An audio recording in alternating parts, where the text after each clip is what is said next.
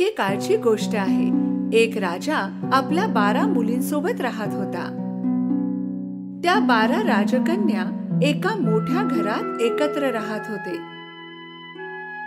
राजा आपल्या मुलींची खूप काळजी घेत असे आणि जेव्हा त्या रात्री झोपायला जात, त्यानंतर त्यांना बाहेर जाण्याची परवानगी नव्हती. पण जेव्हा त्या मुली सकाळी उठत, तेव्हा काहीतरी विचित्र होत असे. त्या राजकन्यांच्या चपला जणू कुणीतरी रात्रभर नाचून वापरून ठेवलेल्या वाटत असे.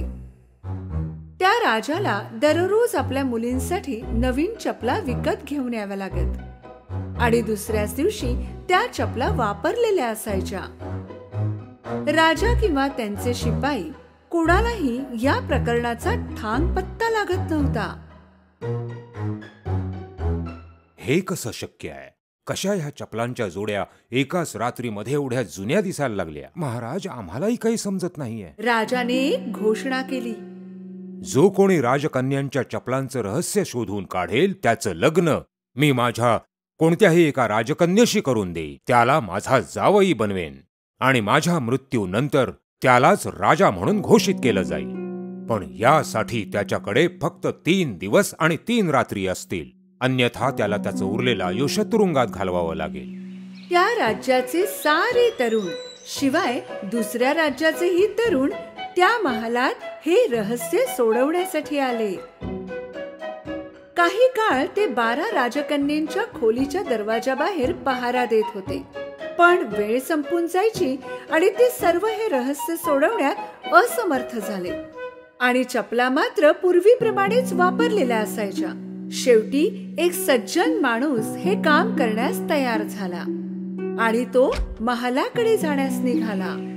रस्त्यात त्याला एक म्हातारी आजी भेटली. ती फार गरीब दिसत होती. माझ्या बाळा, मी फार उपाशी आहे. तू मला खाण्यासाठी एखादा पावाचा तुकडा देऊ शकशील? त्या तरुणाने आपल्या बॅगेत असलेले सगळे जेवण त्या गरीब आजीला दिले. ती आजी खूप खुश झाली, कारण याआधी तिथून जो कोणी जात होता त्या लोकांमधलं कुणीही तिला काहीही देत नव्हतं. त्या आजीबाईला वाटलं की हा तरुण बाकी लोकांपेक्षा वेगळा आहे, म्हणून तिने त्याला बदल्यात एक जादूची शॉल दिली. ही जादूची शॉल घे. तू जेव्हा हिला पांघरशील, अदृश्य होऊन जाशील. जेव्हा रात्रीचे 12 वाजतील, तेव्हा तू ही शाल पांघरून गायब हो आणि अशा प्रकारे तू त्या चपलांचे रहस्य उघडकीस आणण्यास यशस्वी होशील. पण एक गोष्ट लक्षात ठेव, त्या राजकन्या तुला पिण्यासाठी काही देतील ते तू पिऊ नकोस. तो तरुण ती शॉल घेऊन पुढे निघाला आणि महालाजवळ पोहोचला. त्याने शिपायांना सांगितले की तो चपलांचे रहस्य शोधण्यासाठी आलाय. पहिल्या दिवशी तो तरुण त्या राजकन्येच्या खोलीच्या दरवाजाबाहेर पहारा देत होता. तेव्हा सर्वात मोठी राजकन्या त्याच्याजवळ आली. तुम्हाला तहान लागली असेल ना? आम्ही हे लिंबू सरबत तुमच्यासाठी बनवले, याचा स्वीकार करा. तो तरुण त्या आजीची चेतावणी विसरला आणि त्याने ते सरबत पिऊन टाकले. सरबत पिताच त्याला गाढ झोप लागली. संपूर्ण रात्र तो एका खोलीत घोरत होता, जी खोली राजकन्येने त्याच्यासाठी तयार केली होती.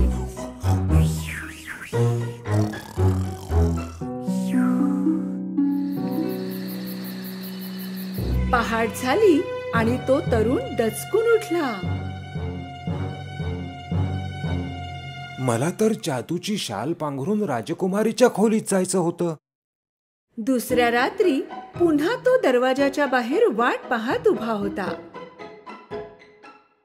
यावेळी दुसरी राजकन्या सरबत घेऊन बाहेर आली. त्या तरुणाला पुष्कळ तहान लागली होती आणि तो रात्र होण्याची वाट पाहत होता. काहीही विचार न करता त्याने ते सरबत पिऊन टाकले.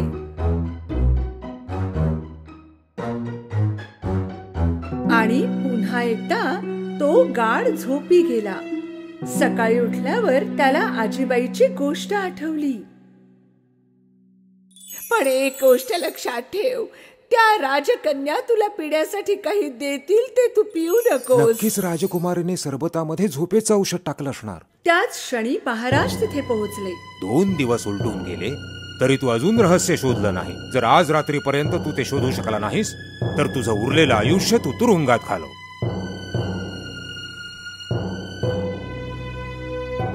महाराजांनी एवढे बोलून तिथून प्रस्थान केले. त्या तरुणाला आज कुठल्याही परिस्थितीत ते रहस्य शोधायचं होतं. त्या रात्री शेवटच्या वेळी तो तरुण त्या राजकन्येच्या खोलीबाहेर पहारा देत होता. त्यावेळी सर्वात धाकटी राजकुमारी संत्र्याचे सरबत घेऊन बाहेर आली. पण यावेळी तरुण फारच सतर्क होता. जशी ती राजकुमारी आत गेली त्या तरुणाने पूर्ण सरबत एका कुंडीत फेकून दिले. मध्यरात्र झाली. त्या तरुणाने जादूची शाल पांघरली आणि तो गायब झाला. त्याने हळूच दार उघडले आणि आज जे पाहिले ते पाहून तो आश्चर्यचकित झाला. सर्व राजकन्यांनी सुंदर सुंदर गाऊन घातले होते. त्या अतिशय सुंदर नटल्या होत्या. चला जरा पाहून येऊ तो तरुण झोपला की नाही. एका राजकन्येने दरवाजा उघडून बाहेर पाहिले आणि दुसरीने भिंतीला कान लावून ऐकण्याचे प्रयत्न केले. तितक्यात तरुणाच्या लक्षात आले की त्याला घोरण्याचे आवाज काढायला हवे.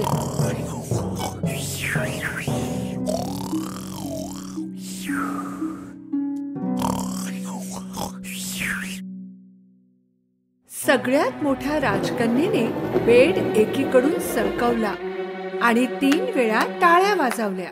बेडच्या दुसऱ्या कोपऱ्यामधून एक गुप्त मार्ग दिसू लागला. त्या तरुणाला आपल्या डोळ्यावर विश्वास बसत नव्हता. एक एक करून सर्व राजकन्या त्या गुप्त मार्गाने खाली जाऊ लागल्या आणि तो तरुण देखील त्यांचा पाठलाग करू लागला. हा गुप्त मार्ग शिड्यांपर्यंत जात होता, जिथे 100 शिड्या खालच्या बाजूला जात होत्या. त्या राजकन्या जेव्हा खाली उतरत होत्या तेव्हा त्या तरुणाचा पाय एका राजकन्येच्या स्कर्टवर पडला. आह, कुणीतरी माझ्या स्कर्टवर पाय ठेवला.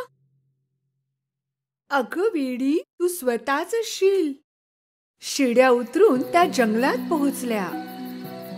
त्या राजकन्या उंच झाडींच्या मधून चालत होत्या, ज्यांच्या पांढऱ्या फांद्या होत्या. तरुणाने त्यातली एक फांदी तोडली आणि त्यांचा पाठलाग केला. फार लांबपर्यंत चालता चालता त्या राजकन्या एका नदीच्या काठी थांबल्या. त्या नदीमध्ये 12 बोटी होत्या आणि प्रत्येक बोटीत एक एक राजकुमार त्यांची वाट पाहत होते. त्या राजकन्या बोटीत जाऊन बसल्या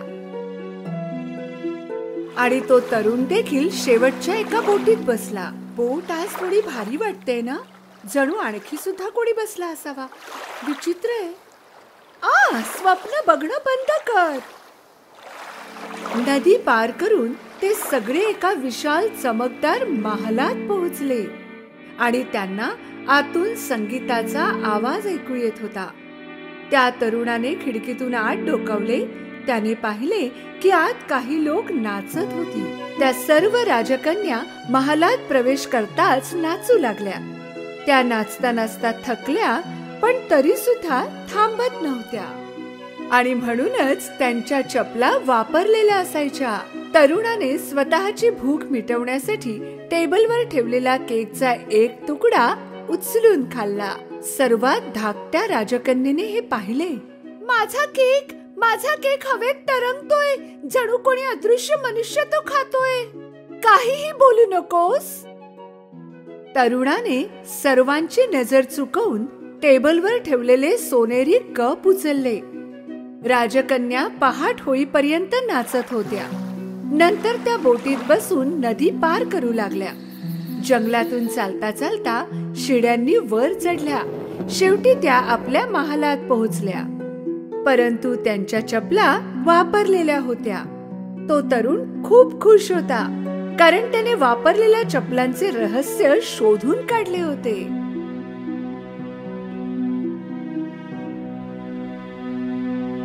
काही वेळानंतर महाराज त्या तरुणाकडे जाऊन उभे राहिले. तुला दिलेली वेळ संपलीये. तू चपलांचं रहस्य शोधू शकलायस का? होय महाराज, मी शोधलंय. आणि मग तरुणाने राजाला संपूर्ण हकीकत सांगितली. राजाला आधी त्याच्या बोलण्यावर विश्वास नाही बसला, पण जेव्हा तरुणाने राजाला पांढरी फांदी आणि सोनेरी कप दाखवला तेव्हा त्यांची खात्री पटली. आणि मग राजाने आपले वचन पूर्ण करण्यासाठी तरुणाला स्वतःच्या पसंतीची राजकन्या निवडण्याची परवानगी दिली. तरुणाने सर्वात धाकट्या राजकन्येशी विवाह करण्याची इच्छा प्रकट केली. त्या 12 राजकन्या थोड्या दुखी होत्या, कारण त्यांचे रहस्य आता सगळ्यांना कळले होते. पण तो तरुण आणि छोटी राजकन्या विवाहबद्ध होऊन आनंदाने आपले जीवन व्यतीत करू लागले.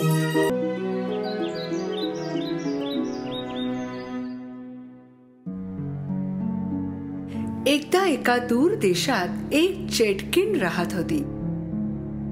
तिच्या दुःखाचं कारण होतं की तिला मूल होऊ शकत नव्हतं. जर तिला मूल झालं असतं तर ती त्याला तिची सगळी गुपिते आणि शक्ती देऊ शकणार होती. म्हणून तिने ठरवलं की ती पहिल्या मुलीला सगळ्यांपासून लांब नेऊन अगदी आपल्या मुलीसारखं वाढवेल.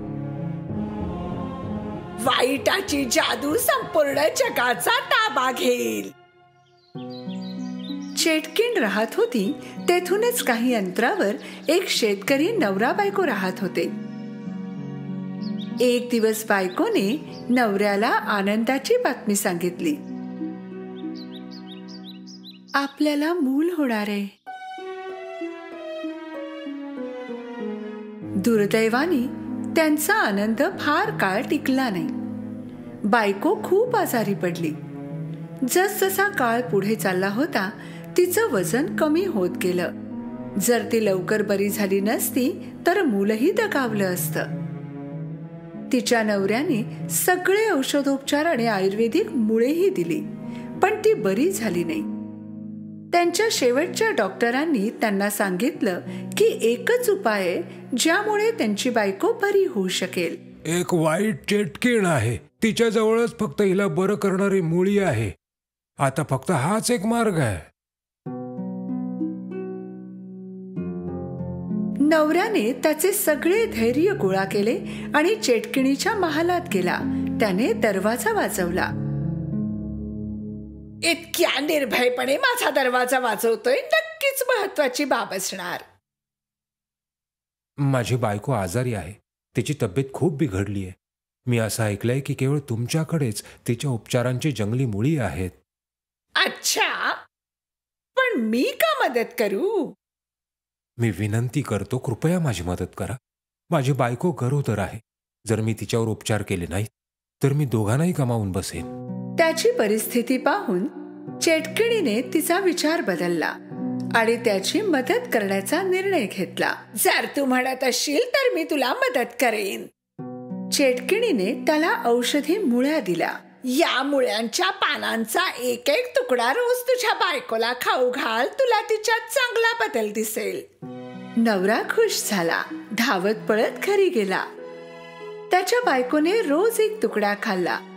तिच्या तब्येतीत सुधारणा होऊ लागली आणि तिने गमावलेलं वजनही वाढू लागलं. पण काही दिवसांनी चेटकिणीने दिलेली औषधं संपली. बायकोची तब्येत पुन्हा बिघडली. यावेळी कमी वेळातच तिची परिस्थिती जास्त गंभीर झाली. कोणताच उपाय नसल्या कारणाने नवऱ्याने पुन्हा चेटकिणीच्या महालाचा दरवाजा वाजवला. चेटकिणीला माहित होतं तो पुन्हा नक्की येणार. या त्याच बिया आहेत ज्याने तुझी बायको बरी होऊ शकेल. तू ह्या बिया तुझ्या बागेत लाव, बघ तुझ्या बायको मुलाला वाचवू शकशील. पण माझी एक अट आहे. जर तुला मुलगी झाली तर ती मुलगी मला द्यायचीस. मी अशी अट कधीच मान्य करू शकत नाही. मग जा इथून. चेटकिणीने त्याच्या तोंडावर दरवाजा बंद केला. दुखी होऊन नवरा घरी परतला. तो बायकोला काहीच सांगू शकत नव्हता. जसजसे दिवस चालले होते बायकोची तब्येत बिघडत गेली. आता मुलालाही धोका वाढला. नवऱ्याची झोप उडाली होती. जर त्याने चेटकिणीची अट मान्य केली नसती तर तो बायको मुलाला गमावून बसला असता. पण त्याने अट मान्य केली आणि जर त्याला मुलगा झाला असता तर त्याची बायको आणि मुलगा दोघेही वाचले असते. म्हणून त्याने त्याचं मन घट्ट केलं आणि चेटकिणीच्या महालात गेला. त्याने चेटकिणीची अट मान्य केली आणि बिया घरी घेऊन आला. चेटकिणीने दिलेल्या बिया त्याने बागेत लावल्या. खूपच कमी दिवसात रोप आलं. त्याने बायकोला पाने खाऊ घातली. जसजसे दिवस गेले त्याची बायको बरी होत गेली आणि तिने एका छानशा बाळाला जन्म दिला. पण नवऱ्याला भीती वाटत होती. ही एक सुंदर मुलगी आहे. त्याच दिवशी राजमहालात देखील एक उत्सव साजरा केला जात होता. राणीने एका मुलाला जन्म दिला होता.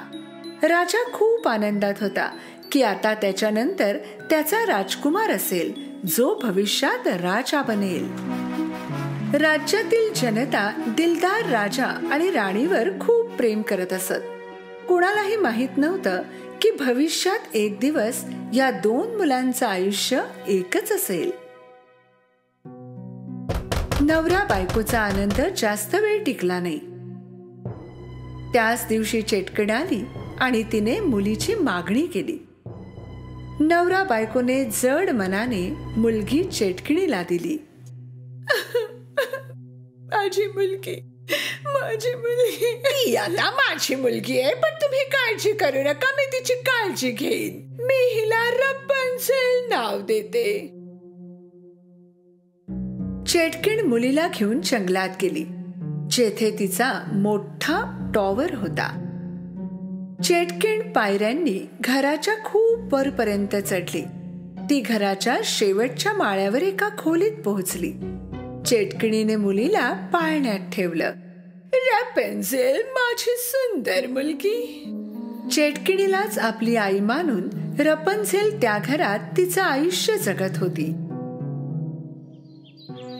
दिवसा रपन्झेल टॉवर वरून खाली उतरून महालाच्या समोरच खेळत असे आणि रात्री पुन्हा टॉवरच्या शेवटच्या माळ्यावर तिच्या छोट्याशा खोलीत परतत असे. चेटकिणीने रपन्झेलचे सोनेरी केस कधीच कापले नाहीत. ती रोज तिचे केस व्यवस्थित विंचरत असे. रपन्झेलला हे खूप आवडत असे. काळ लोटला. आता रपन्झेल मोठी झाली होती. आता ती तरुणी बनली होती. एक दिवस चेटकिण टॉवर जवळ आली आणि रपन्झेलला बाहेर बोलवलं. रपन्झेल माझ्या बाळा, तुझे सोनेरी केस खाली सोड. रपन्झेलने तिचे सोनेरी केस खाली सोडले. तिचे केस आता खालपर्यंत पोहोचू लागले होते. फारच छान. चेटकिण टॉवरच्या पायऱ्यांपर्यंत पोहोचली. मग शेवटच्या पायरीवर उभी राहून तिने काही जादूचे शब्द उच्चारले आणि पायऱ्या पडू लागल्या.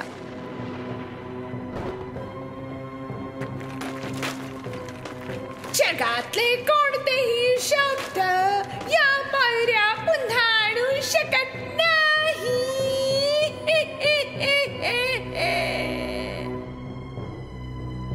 आश्चर्याने जे काही होत आहे ते पाहून रपन्झेलला कळून चुकलं होतं की ती टॉवरवरून कधीच खाली उतरू शकणार नाही.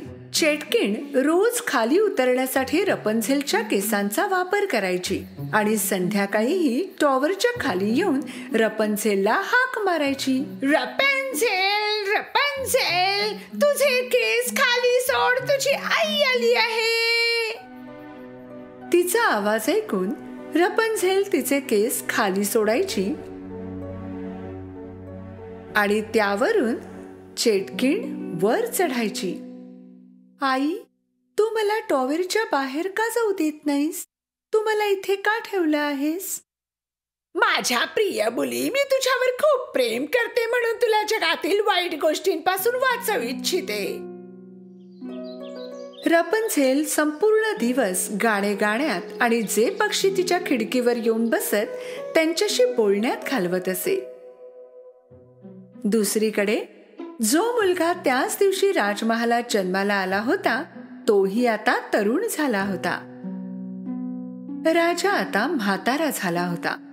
आणि त्याची इच्छा होती की त्याच्या तरुण मुलाने आता त्याची गादी चालवावी, एखाद्या राजकुमारीशी लग्न करावं आणि त्याला नातू द्यावा. अन्य राज्याच्या अनेक राजकुमारी महालात येऊन जात होत्या, पण राजकुमाराला त्यातली एकही त्याची पत्नी म्हणून पसंत नव्हती. शेवटी राजकुमार एका यात्रेकरिता निघाला, त्याच्या खऱ्या प्रेमाच्या शोधात.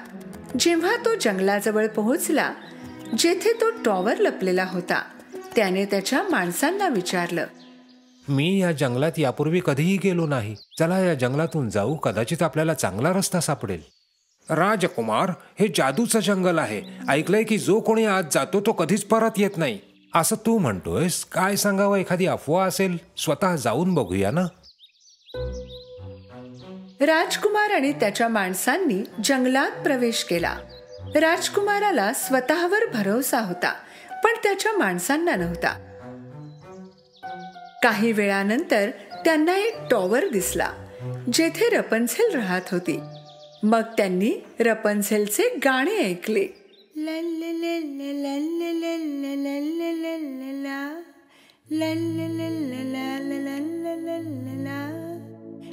किती गोड आवाज आहे. टॉवरच्या जवळ जाऊन राजकुमाराने तिचे गाणे ऐकले आणि काही वेळ तिचे सौंदर्य निरखत राहिला.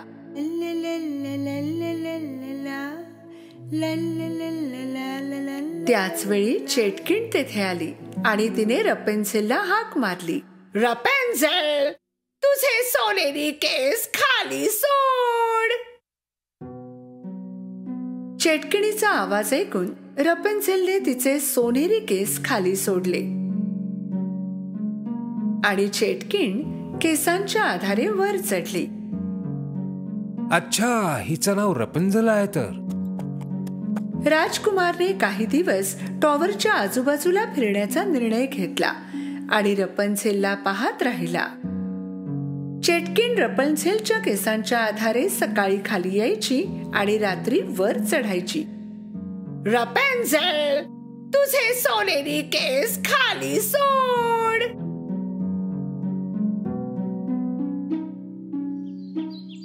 शेवटी एक दिवस राजकुमाराने सर्व हिम्मत गोळा केली आणि जेव्हा चेटकिन तेथे नव्हती तेव्हा टॉवरच्या जवळ गेला आणि हाक मारली. रपेन्झेल, रपेन्झेल. रपेन्झेलने पहिल्यांदा तिच्या आईशिवाय कुणाचा तरी आवाज ऐकला होता. आधी तिला संकोच वाटत होता, पण नंतर ती उत्सुक होती हे पाहण्यासाठी की कोण असू शकतं. म्हणून तिने खिडकीतून खाली पाहिलं. तिने पाहिलं की एक तरुण खालून तिच्याकडे पाहत होता. तू कोण आहेस आणि तुला माझं नाव कसं माहित आहे? मी या राज्याचा राजकुमार आहे. मी तुझा अद्भुत आवाज ऐकला आणि मला तुला भेटायचं आहे. मला अनोळखी लोकांशी बोलण्याची परवानगी नाही. कृपया निघून जा. तुला माझ्यापासून काही धोका नाही. मी वचन देतो. कृपया खाली ये, म्हणजे आपल्याला बोलता येईल. मी नाही येऊ शकत. इथे पायऱ्या नाहीत. त्याच वेळी रपेन्झेलने आईला येताना पाहिलं. लवकर येथून निघून जा. आईने तुला पाहायला नको. राजकुमार लगेच झाडाच्या मागे लपला.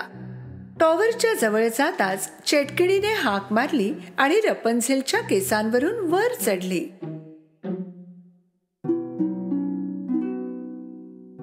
राजकुमार रोज येऊ लागला. आता ते मित्र बनले होते आणि तिलाही कळून चुकलं होतं की राजकुमारापासून कोणताही धोका नाही, म्हणून तिने खाली केस सोडले. राजकुमाराने तिचे केस पकडले आणि वर चढला. रपेन्झेल खूप उत्सुक होती. तिने यापूर्वी कधीच कोणी माणूस पाहिला नव्हता आणि आज राजकुमार तिच्या समोर उभा होता. तुला तुझ्या आईने या टॉवर मध्ये कोंडून का ठेवलं आहे? आई मला सांगते की हे जग वाईट माणसांनी भरलंय. ती माझं रक्षण करण्याचा प्रयत्न करते आहे. पण हे हास्यास्पद आहे. एखादी आई आपल्या मुलीला असं का बरं कोंडून ठेवेल? हो, हे खरं आहे की जगात वाईट गोष्टी आहेत, पण त्याचबरोबर सौंदर्य देखील आहे ना. रपेन्झेल हे पाहण्यासाठी खूप उत्सुक होती की राजकुमार जे सांगतो ते सत्य आहे का, आणि तिलाही बाहेरचं जग पाहायचं होतं.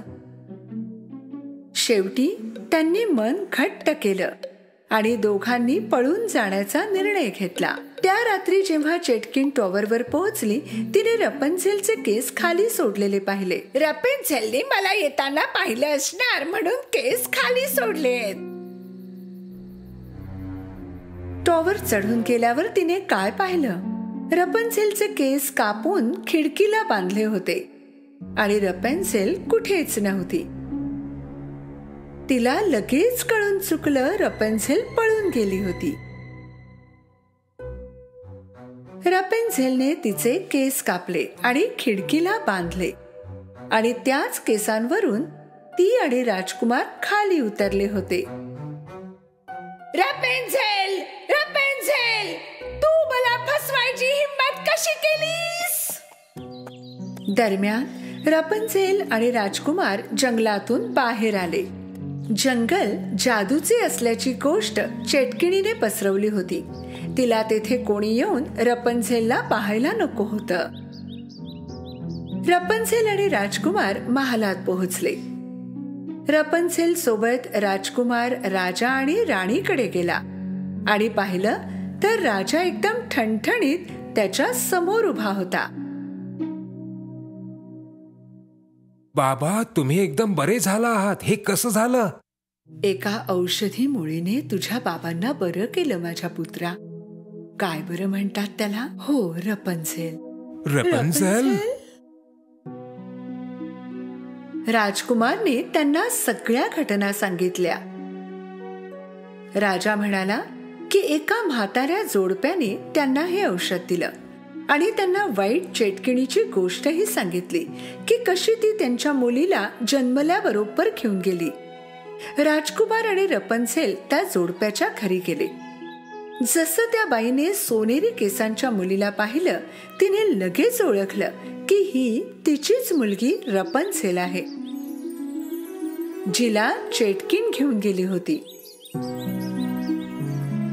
माझी मुलगी, शेवटी तू माझ्या जवळ आलीसच.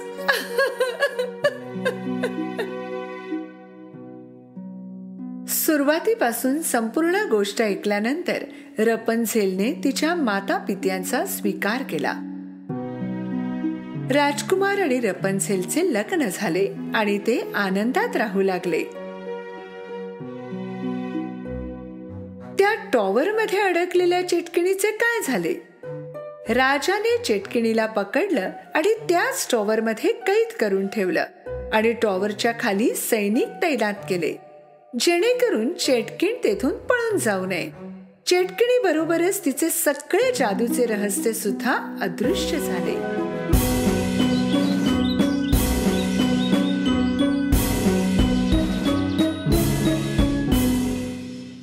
खूप वर्षांपूर्वी या पृथ्वीवर खूप दूर सिंड्रेला नावाची एक सुंदर मुलगी राहत होती. सिंड्रेलाच्या आईच्या मृत्यूला खूप वर्ष झाली होती. तिच्या वडिलांनी तिला लहानाचं मोठं केलं होतं. जेव्हा सिंड्रेलाच्या वडिलांनी दुसरं लग्न केलं, तेव्हा तिच्या आयुष्यात बरेच बदल झाले. तिच्या वडिलांची दुसरी पत्नी आणि तिच्या 2 मुली त्यांच्या सावत्र वडिलांच्या घरी राहायला आले. पहिल्यांदा ते भेटले तेव्हापासून सावत्र आई सिंड्रेलाचा राग करत असे. ती आणि तिच्या 2 मुली सिंड्रेलाचं सौंदर्य आणि दयाळू मनाची खूप ईर्ष्या करत असे. सिंड्रेलाच्या सावत्र बहिणी सिंड्रेला इतक्या सुंदर नव्हत्या. एवढंच नाही तर त्या कठोर आणि बिघडलेल्या होत्या. एक दिवस सिंड्रेलाच्या वडिलांना कामानिमित्त लांबच्या प्रवासाला जावं लागलं आणि हीच ती वेळ होती जेव्हा सिंड्रेलाच्या आईने आणि तिच्या बहिणींनी तिचं आयुष्य नरक बनवून टाकलं.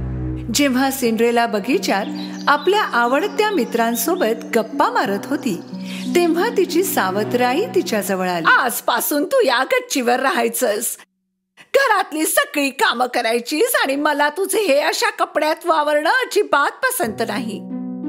सिंड्रेलाला कळत नव्हतं की यावर काय बोलावं. नाईलाज असल्यामुळे जसे तिने सांगितले तसे सिंड्रेलाने केले. तिने आपल्या वस्तू उचलल्या आणि गच्चीवर गेली. त्यानंतर घरातली सर्व कामे सिंड्रेला स्वतःहून करत असे. ती खूप दमत असे, पण तिच्या सावत्र आई आणि बहिणींना तिची दया आली नाही. फरशा पुन्हा पुसून काढ, तुला धूळ दिसत नाही का? तू अजूनपर्यंत कपडे धुतले नाहीस, मला घालायला कपडे नाहीत. सिंड्रेलाला उंदीर आणि खिडकीवर येऊन बसणाऱ्या पक्ष्यांशिवाय कोणी मित्र नव्हते. थंडी वाजू लागली म्हणून रात्रीच्या वेळी सिंड्रेला खाली शेकोटी जवळ आली आणि अंग शेकता शेकता तेथे झोपी गेली. असेच दिवस सरले. एक दिवस शहरात राज्या द्वारा एक घोषणा केली गेली. राजकुमाराच्या वतीने महालात एका पार्टीचं आयोजन करण्यात आलंय. लग्नासाठी पात्र असणाऱ्या सर्वच मुलींना या पार्टीमध्ये आमंत्रित केलं जात आहे. सावत्र मुलींनी ही घोषणा ऐकली आणि धावतच त्या घरी गेल्या आणि त्यांच्या आईला सांगितलं, पार्टीमध्ये सर्वात सुंदर तुम्ही दोघीच दिसणार आहात. राजकुमारने तुमच्यापैकी एकीची तरी निवड करावीच आणि त्यामुळे आपण महालात जाऊन राहू. हो नाही? आपल्याला तुम्हा दोघींसाठी गाऊन आणि बुटांची खरेदी करायला हवी. चला खरेदीला जाऊया. सावत्र आई आणि बहिणी बाहेर निघून गेल्या.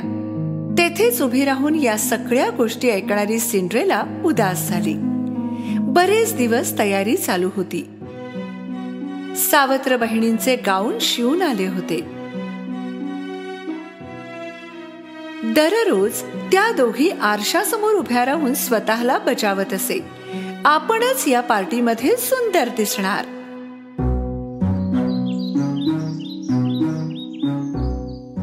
शेवटी तो दिवस उजाडला. सावत्र बहिणी आज लवकर उठल्या होत्या. त्यांनी सिंड्रेलाला हाक मारली, सिंड्रेला, सिंड्रेला, लवकर ये.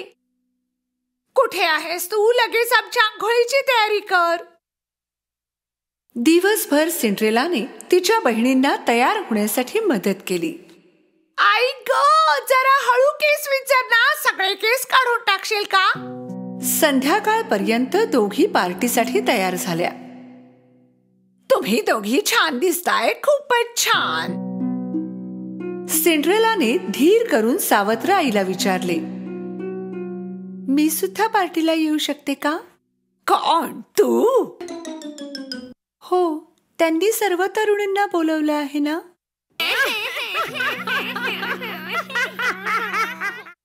पार्टीसाठी तुझा हा ड्रेस आहे का? राजकुमारला त्याच्याकरिता पत्नी हवी आहे, बोलकरी नाही.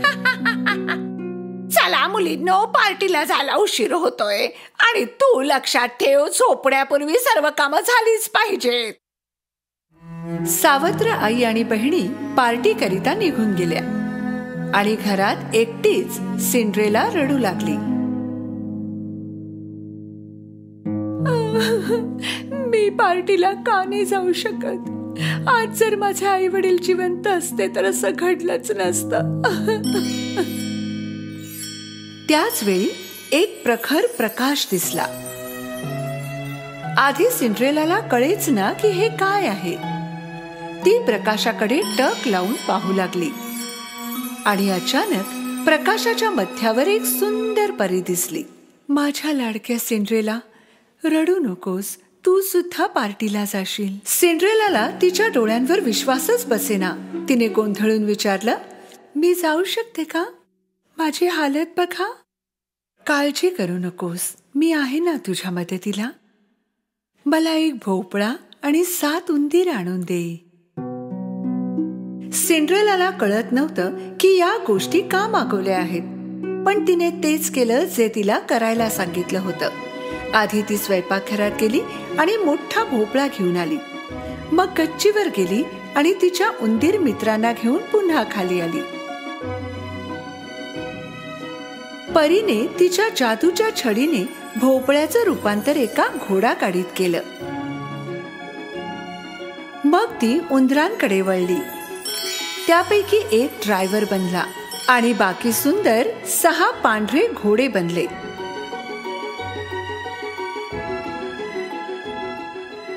आश्चर्याने सिंड्रेला घोडे आणि गाडी पाहत होती. तेव्हाच परी तिच्याकडे वळली. जेव्हा तिने तिच्या जादूच्या छडीने सिंड्रेलाला स्पर्श केला, तिचा जुना ड्रेस एक सुंदर गाऊन बनला.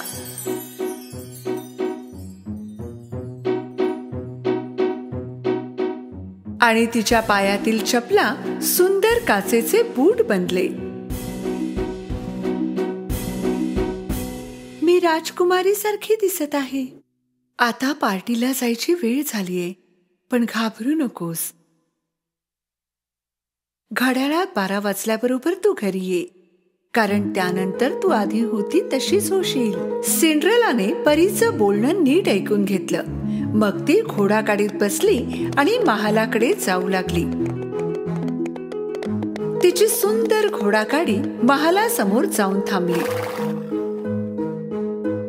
जेव्हा सिंड्रेलाने भव्य दरवाजातून महालात प्रवेश केला, तेव्हा सर्वांच्या नजरा तिच्यावर खिळल्या होत्या. ती खूप सुंदर आणि खानदानी दिसत होती. तिची सावत्र आई आणि बहिणी देखील त्या सुंदर महिलेला पाहतच राहिल्या. त्यांनी तिला ओळखले देखील नाही.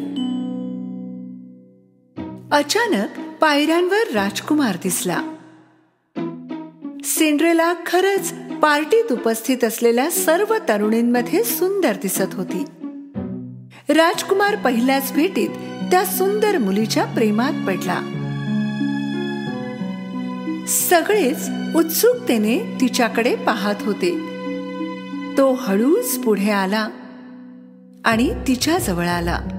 सावत्र बहिणींना खूप आनंद झाला की राजकुमार त्यांच्याकडेच येत होता. अरे वा, तो आपल्याकडेच येतोय. नाही, तो माझ्याकडे येतोय.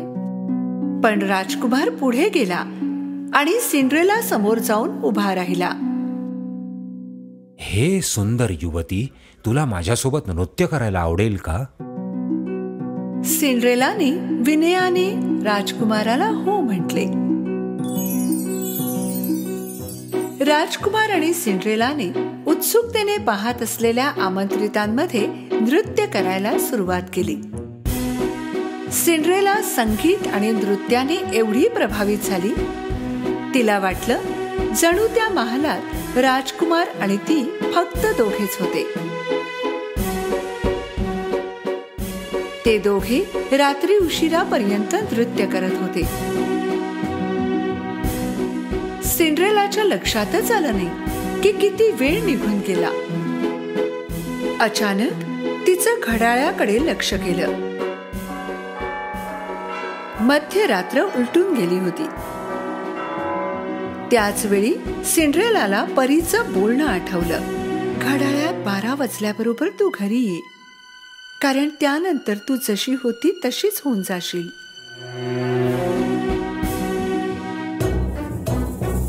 घाबरून जाऊन सिंड्रेलाने राजकुमाराला तेथेच सोडला आणि ती पळू लागली.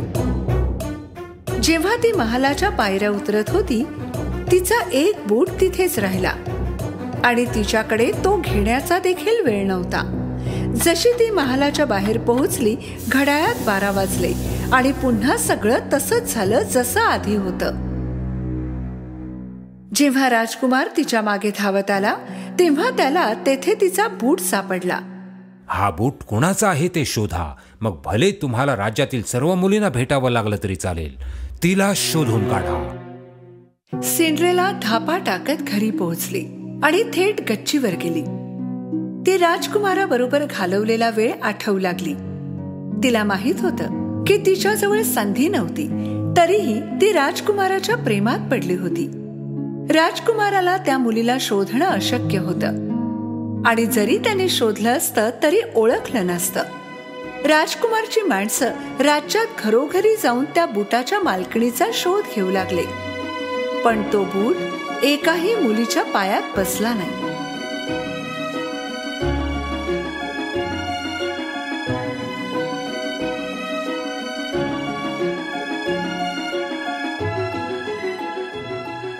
शेवटी राजकुमाराची माणसं सिंड्रेलाच्या घरी पोहोचली. राजकुमाराची गाडी घरासमोर थांबलेली पाहून सिंड्रेला खूप आनंदित झाली.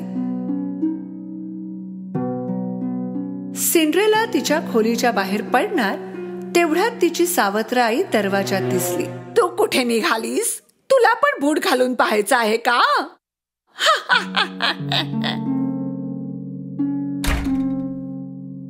कुत्सितपणे हसून सावत्र आईने गच्चीचा दरवाजा बंद केला. नाही, कृपा करून दरवाजा उघडा, कृपा करा. किती दयनीय गोष्ट आहे. राजकुमार आणि तुझ्यात काय साम्य असणार? माणसांनी आधी बारीक बहिणीला बूट घातला, पण तो तिच्या पायांसाठी खूपच लहान होता. पहा, हा माझ्या पायात किती छान बसलाय. नंतर जाड्या बहिणीने प्रयत्न केला, पण बूट तिच्या पायात जातच नव्हता. आपण दुसऱ्या पायात घालण्याचा प्रयत्न केला असता तर?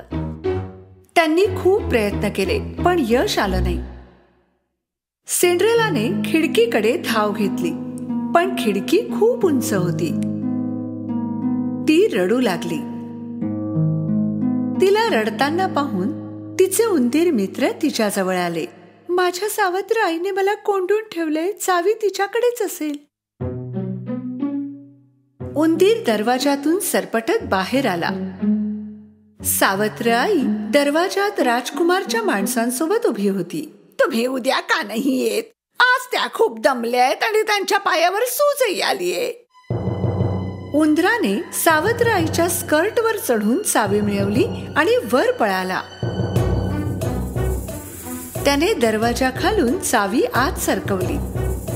चावी पाहून सिंड्रेलाला खूप आनंद झाला. दरवाजा उघडून ती लगेच खाली धावली. अरे, तू कशी बाहेर आलीस? कृपया थांबा, जाऊ नका, मला सुद्धा बूट घालून पाहायचं आहे. सावत्र आई आणि बहिणी हे ऐकून जोरजोरात हसू लागल्या. शांत व्हा. राजकुमाराचा आदेश आहे की राज्यातील सर्व तरुणींनी बूट घालून पाहायचं आहे. जेव्हा सिंड्रेलाने बूट घातला तेव्हा सर्वांना आश्चर्य वाटलं, कारण बूट तिच्या पायात बरोबर बसला होता. हे सुंदर मुली, हा बूट तुझा आहे का? सिंड्रेलाने मान हलवून होकार दिला. कृपया आमच्या सोबत महालात यावं. सिंड्रेला त्यांच्यासोबत महालात गेली आणि त्यांनी सिंड्रेलाला राजकुमारासमोर उभं केलं. आणि जेव्हा राजकुमारने सिंड्रेलाच्या डोळ्यात पाहिलं, त्याला जाणीव झाली की त्या रात्री त्याने तिच्याच सोबत नृत्य केलं होतं. त्याने सिंड्रेलाचा हात धरला. शेवटी मी तुला शोधून काढलंच. माझ्याशी लग्न करशील? आनंदाच्या अश्रूंनी भरलेल्या डोळ्यांनी तिने राजकुमाराचा प्रस्ताव स्वीकारला. त्यांनी लग्न केलं आणि आनंदात जगू लागले.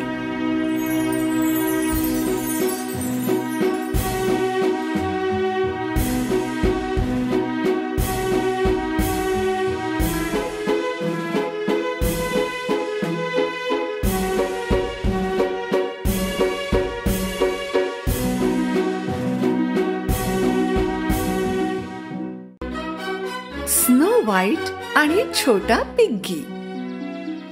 एकदा काय झालं, स्नो व्हाईट नावाची एक मुलगी दूरवरच्या एका देशात राहत होती. एका सुंदर सकाळी स्नो व्हाईटने जंगलातून जात असताना एक लहानसा पिग्गी पाहिला. तो रस्ता विसरला आहे हे स्पष्ट दिसून येत होतं. म्हणून स्नो व्हाईट त्याच्या मदतीला गेली.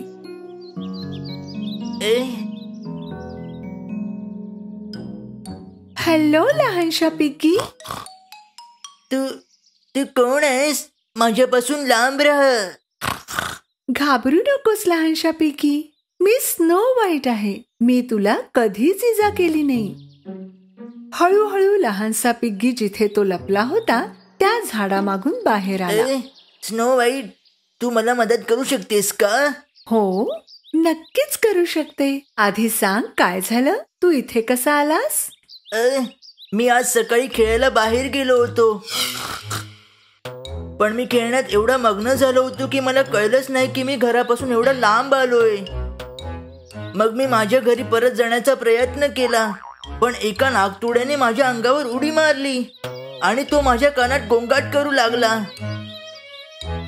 आणि त्यापासून सुटका करून घेण्यासाठी मी इकडे तिकडे खूप जोरात धावू लागलो आणि शेवटी तो उडी मारून पसार झाला.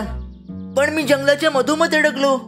गेले कित्येक तास मी घराचा रस्ता शोधतोय, पण मला वाटते की मी हरवलोय. माझ्या भावांना माझी काळजी वाटत असेल. स्नो व्हाईट, प्लीज मला मदत कर. स्नो व्हाईट त्या लहानशा पिग्गीला म्हणाली की ती त्याला त्याचं घर शोधायला मदत करेल आणि ते एकत्र जाऊ लागले. मला सांग पिग्गी, तुझ्या घराजवळ काय आहे? तिथे खूप मोठाली झाडं आहेत. या जंगलात मोठमोठाली झाडं आहेत. तुझ्या घराजवळची आणखी एखादी खूण सांगशील का?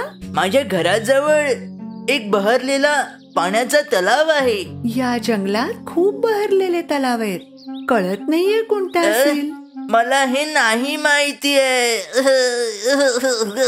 तू काळजी करू नकोस पिग्गी, आपण एक एक करत सगळ्या तलावांजवळ जाऊ आणि तुझं घर शोधून काढू. स्नो व्हाईट आणि लहानसा पिग्गी काही वेळ जंगलात फिरत राहिले आणि मग बहरलेल्या पाण्याच्या तलावाजवळ पोहोचले. पाण्यावर कमळाची फुलं तरंगताना अतिशय सुंदर दिसत होती. पण लहान पिग्गीने उदास होऊन सांगितलं की त्याचं घर या तलावाजवळ नव्हतं. अरे नाही, मला माझं घर कधीच सापडणार नाही. पिग्गी खूपच उदास झाला होता, म्हणून त्याने जमिनीवरून एक दगड उचलला आणि तो तलावात फेकला. पण अचानक तलावातून एका खूप मोठ्या बेडकाने त्यांच्या अंगावर उडी मारली.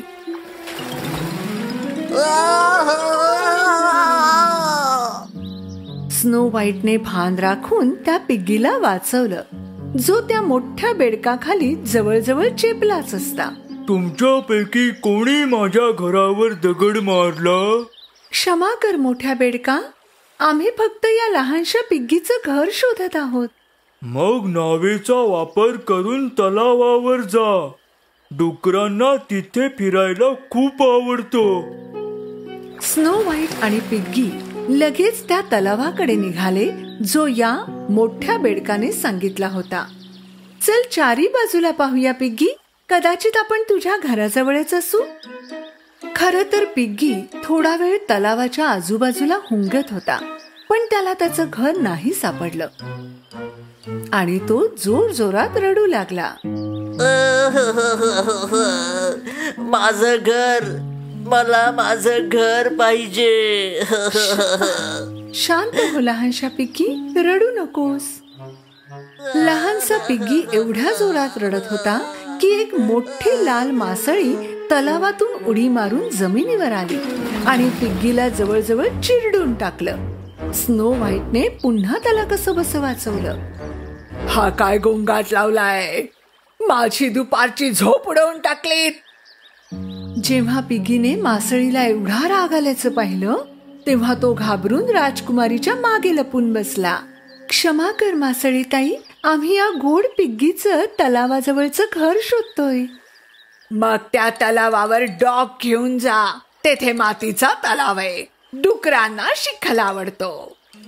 लाल मासळी परत पाण्यात निघून गेली आणि स्नो व्हाईट आणि पिगी घाटासोबत तलावाकडे निघाले. काही वेळाने स्नो व्हाईटने जमिनीवर काही मातीच्या पायांचे ठसे पाहिले. पिगी, जमिनीवर पायांचे ठसे बघ. वा! स्नो व्हाईट आणि पिग्गी आशेने तलावाच्या कडेकडेने फिरू लागले आणि शेवटी त्यांना पिग्गीचं घर सापडलं. हे पहा माझं घर. जेव्हा भावांनी लहानशा पिग्गीला घरी परतलेलं पाहिलं, तेव्हा त्यांनी धावत जाऊन त्याला मिठी मारली. आम्ही तुझी खूप काळजी करत होतो लहान भावा, तू कुठे गेला होतास? त्या नागतोड्याने माझ्या कसे नाकी नऊ आणले हे मी सांगू शकलो असतो तर बरं झालं असतं. जर स्नो व्हाईट नसती तर मी कधीच घरी पोहोचू शकलो नसतो. थँक्यू माझी राजकुमारी. यापुढे तू घराचा पत्ता शिकून घ्यायला हवास आणि तुला ठाऊक असायला हवं की आजूबाजूला काय आहे. प्रॉमिस? Piggy promise. तिघे पिगी एकमेकांना भेटल्याबरोबर त्यांनी अख्खा दिवस त्यांच्या घरासमोरच्या चिखलात मस्ती केली. त्यांनी या खेळात स्नो व्हाईटलाही सामील करून घेतलं. लहानसा पिग्गी त्या दिवशी सुदैवाने स्नो व्हाईटला भेटला होता,